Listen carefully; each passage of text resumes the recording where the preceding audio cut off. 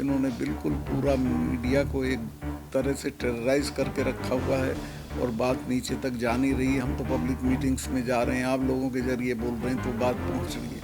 जहाँ तक पुलवामा का ताल्लुक है, मैंने उसी दिन कहा था, जो लोग कहते हैं बाद में क्यों बोले, उसी दिन पद पे रहते हुए बोला था कि हमारी गलती हुई है, मुझे चुप करा दिया गया और मैं समझा शायद ये जाँच करेंगे इसलिए मैं चुप हो गया, वरना मैं बोलता।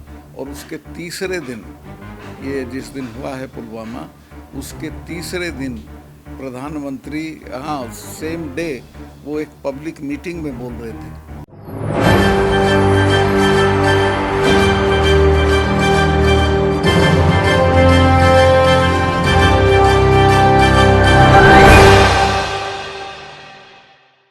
मुझे बोलने से रोका गया, मुझे डराया गया, मुझे धमकाया गया, मुझे बहुत कुछ कहा गया, ये सत्यपाल मलिक ने कहा। पुलवामा हमले का जिक्र करते हुए भावुक हो पड़ रहे हैं सत्यपाल मलिक कह रहे हैं, क्या देश में सरकार से सवाल पूछना गलत है? क्या सरकार से सवाल पूछकर उन्होंने गलती कर दी? देश में जो पुलवामा हमला हुआ, उस पुलवामा हमले में 40 जवान शहीद हो गए, 40 जवानों की शहादत हो जाती है, लेकिन सरकार उफ तक नहीं करती। राज्यपाल जो जम्मू कश्मीर के पूर्व राज्यपाल हैं, उनसे हमारे चैनल के एक बड़े जर्नलिस्ट हैं, वरिष्ठ पत्रकार हैं, उन्होंने एक्सक्लूसिव बात की है। उस एक्सक्लूसिव बातचीत का मैं एक छोटा सा क्लिप अपने दर्शकों को दिखाऊंगा कि पुलवामा हमले का जब जिक्र हो रहा था तो वो भावुक हो पड़ते हैं। भावुक क्यों होते हैं जरा समझिएगा, बहुत बड़ी खबर बता रहा हूँ। हमारे देश में एक एक जवान की कीमत है और हमारे देश में 40 जवान शहीद हो गए, तो समझिए जनता की क्या हालत हुई थी। जब पुलवामा हमला हुआ उस वक्त जनता रो रही थी, लेकिन प्रधानमंत्री जी शूट कर रहे थे, जो शूटिंग उनकी विदेश में चल रही थी।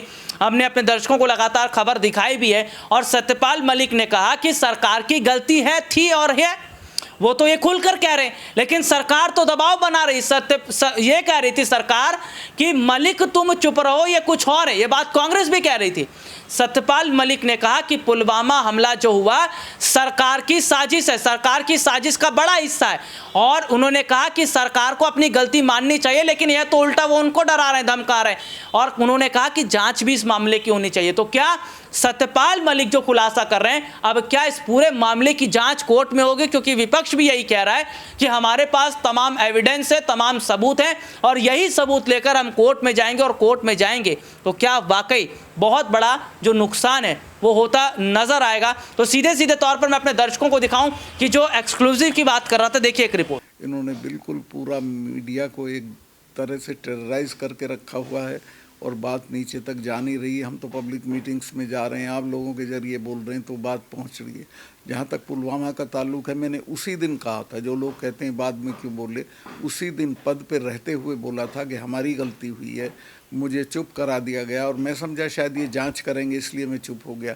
ये रिपोर्ट आपने देखी जिसमें विस्तार से हमने अपने दर्शकों को दिखाया। सीधे सीधे तौर पर जो तस्वीर, जो हालात इस वक्त के हैं, वो कहीं ना कहीं ये जाहिर तौर पर बताते हैं कि आने वाले वक्त में सरकार बड़े मुश्किल में फंस रही है, और सरकार की मुश्किलें बढ़ रही है तो समझिए 2024 से पहले उनका रास्ता भी बंद हो रहा है। आज के लिए इतना ही, आपसे फिर दोबारा मुलाकात होगी, तब तक के लिए इजाज़त दीजिए, नमस्कार।